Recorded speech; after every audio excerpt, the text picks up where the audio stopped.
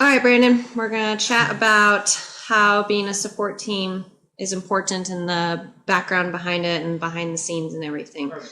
So I have a couple questions for you and we'll go from there. What is your number one tip or advice to being a strong support team for an athlete? The first thing that pops into my head is never starting an answer by the word no. A lot of times Ironman athletes, women or men, have these crazy ideas or have these ambitions to do something, and first thing you think is, that sounds crazy, no. But you gotta kind of roll with the punches. You know what you got yourself into, so you know that some of the questions and thoughts are going to be a little crazy from the get-go. So you really can't be thrown off guard because you know it's going to be crazy no matter what the idea is. Awesome. Pretty sure I've done that too quite a few times. Yeah, like let's go on a 112-mile bike ride and you should come with, but I don't know if we have an electric bike or a moped, or you could drive by me really slow. And all the answers to those would be basically no, because I wouldn't be able to keep up with her on a normal bike. But that's just one example. Awesome. How does being the support team differ from, say, day-to-day training versus specifically on race day? Day-to-day training, you just have to be okay with having a flexible schedule at times. Basically weather conditions can alter a run or alter a bike ride. Heavy wind can alter day-to-day activities. You have to mix in your training with a lot of different activities that you have in your personal life or work-related. So day-to-day, it's really just being able to adjust things easily and being okay with that. As both of us being independent people, it works pretty darn well. And then on race day, it's totally different. You're totally out there for the athlete. Everything revolves around the athlete. Nothing revolves around myself or my family. I always give my family and friends a stipulation saying, hey, I'm not going to be available all day unless you want to try to keep up with me. And if you do, good luck. Awesome. So being part of a support team is not always glamorous, as many support teams know. So what is the toughest part of being a support team, and how do you manage that to make it positive versus negative? The toughest part is seeing the athlete go through the struggles and the unsurety, and then the want to take it to the next level, and their hesitation to be able to do that.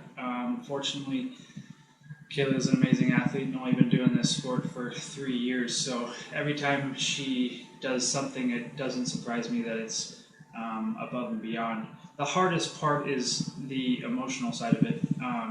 Fortunately, again, I can be very supportive. I can be very rough, but I know when to be rough, and I know when to be pointed and say, you gotta get over it, toughen up. I usually use her dad as an excuse because her dad is super tough on her, on both kids. If there's no blood, there's no hurt. If you're not dying, then get through it. So, but that's not always the best advice when emotionally they're going through something hard. So the hardest part is just kind of being able to figure out the difference between the two. What it is that they need at that moment. Right. What type of motivation they need at that moment. Maybe they're just complaining because it's raining. Well, too freaking bad. Look at the Boston Marathon. If you were going to run in perfect conditions every time, it wouldn't be as fun. And then lastly, you mentioned race day support system being a little bit different, and so we want to know, what is your most important piece of equipment that you bring for race day to be a good support team? I have only 2 Ironmans under my belt. Kayla's only competed in 2, so I'm certainly not the pro at it. But for me, it's a little different. I'm diabetic, so food and sugar is the number one. However, it's just kind of a quick story. In Kona, I always make sure, being a diabetic, I always make sure I have food and water, some sort of sugar. And I was so ready to go find her on the run at that Keowane Highway, or whatever you call it, out to the pain, what was it called? The pain cave? Energy lab. Energy lab. That I forgot everything. I didn't have water, I didn't have food, I had my wallet, but none of the stores were open because the whole highway was closed down.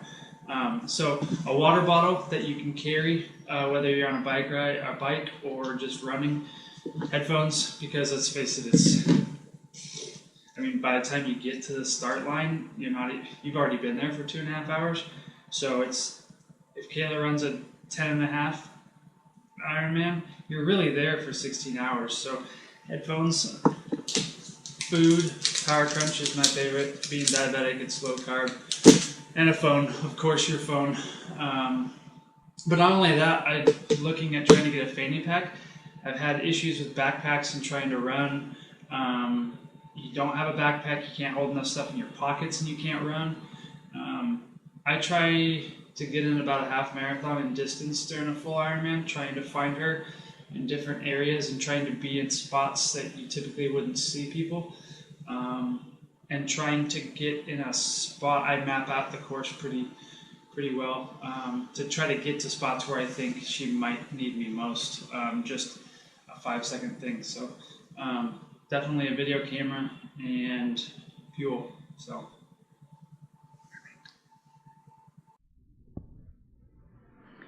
All right, and so the last question we have for you today is, if you were to give one piece of advice to any support person and or Sherpa, what would it be?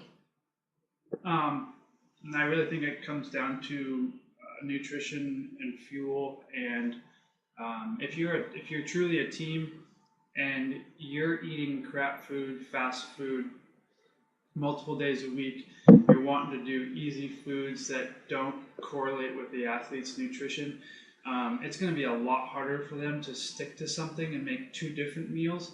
You really have to dive into their diet plan. As long as it works, it can be a little bit altered at times, but also then when you go out on the weekends and you're having 6-7 drinks and they're forced to have 1 or 2, and you're not making it easier for them to say no to that, second or third drink.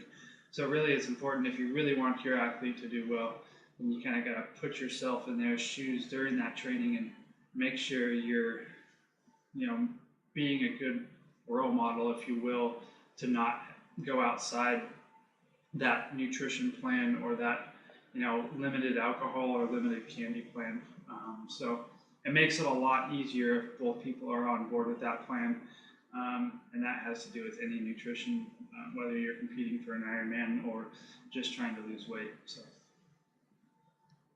So basically just being willing to accommodate your own self and be a part of the team wholeheartedly on all aspects. Yeah, I mean, limit if they're limiting things because they want to do well, in order for it to work and them not to, go over and eat the same crap you're eating, it makes it much easier if both people are on board nutrition-wise and, lack of alcohol, if you will, wise. So. Awesome. Thank you. Yep, my pleasure.